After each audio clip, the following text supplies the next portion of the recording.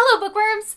Today I'm here with another Top 5 Wednesday. Top 5 Wednesday is created by Lainey of Ginger Reads Lainey, and I will link her channel down below so that you can view all of her wonderful videos and join the Goodreads group and do your own Top 5 Wednesdays. Today's topic is your top 5 required reads. So these are books that you were forced to read during school, and I thought this was a really great topic because I definitely have a different set of favorite reads that were required compared to what were classics, but I thought it was really fun to go back and look at the things that I have read and loved, and I kind of noticed that my taste in books has not really changed so much. So the first book that I really loved that was a required read in high school was 1984 by George Orwell, and I just loved the society in this book. Like, it was so terrifying, but also so cool. And I thought that it was so interesting because it was written so long ago and it was predicting this like insane future in 1984. But we're kind of sort of getting to that place now because we have things like the internet constantly monitoring us. There are cameras at every traffic light. Like, it seems like there is a lot of involvement from Big Brother in our lives. So I thought that was just so interesting to me. And I actually reread it again a few years ago and I loved it even more than I loved it the first time. So definitely 1984. And if you haven't read that, you absolutely should because it's just like a mind-blowing read. It's so good. The second book that I have to talk about is Fahrenheit 451, and that is by Ray Bradbury, and I'm actually wearing a shirt of it from Out of Print Clothing. And side note, they're a really great company, and for every thing that you buy from them, they will donate books to a community in Africa that does not have books. So it is really good to go and shop from them and support them because they are spreading the love of reading around the world. But anyway, so Fahrenheit 451 is about this guy who is a fireman in a dystopian future.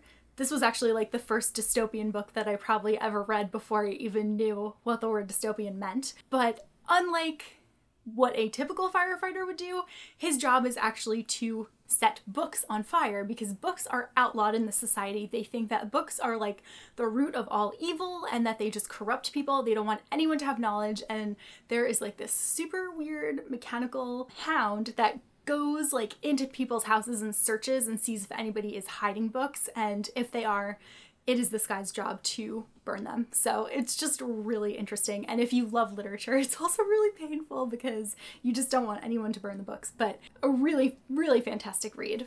The next book that I would have to talk about is Holes by Louis Thatcher. Many people are probably familiar with it from the movie that was made with Shia LaBeouf, like sometime in our childhood after Even Stevens. That book is about a guy, he's in like this camp for bad kids. And basically he has to spend his entire day, every day, just digging holes that are like 5 feet wide by 5 feet deep or something like that. They say that the reason that has to be done is because it helps build character, which obviously sounds insane. So there's something else going on there. And our main character is very interested in uncovering the truth while he's digging these holes. So that is a really good book as well. Next is a book that I have not thought about in a really long time until I was looking up books online that were required reading, and I came across this one and I remember reading it very vividly in elementary school and loving it, and that is called The Egypt Game, and it is by Zilpha Keatley Snyder. I can never remember her name, so I had to look it up. First, it's about these two girls who meet and they discover that they both like love everything that involves ancient Egypt. So they start hanging out together and they find this little place behind an antique store and they start like basically cosplaying as ancient Egyptians and just like hanging out together and having like rituals and ceremonies and whatever, and their group kind of expands, but then strange things start happening. So there's more to that story as well, and I definitely suggest reading it if you haven't yet. The last book that I would have to say was one of my favorite required reads is The Westing Game, and that is by Ellen Raskin. I also read that book in elementary school, and I remember thinking that it was so interesting.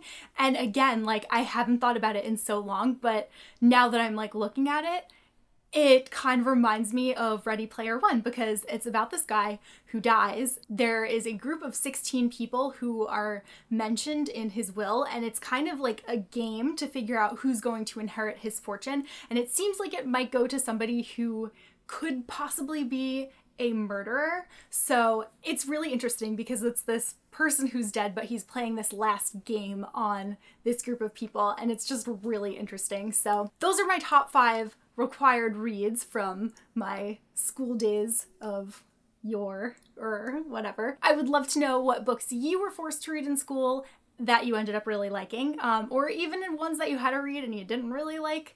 You can tell me what those are too, and we can talk about them. So yeah, I will see you guys soon with a new video. Bye!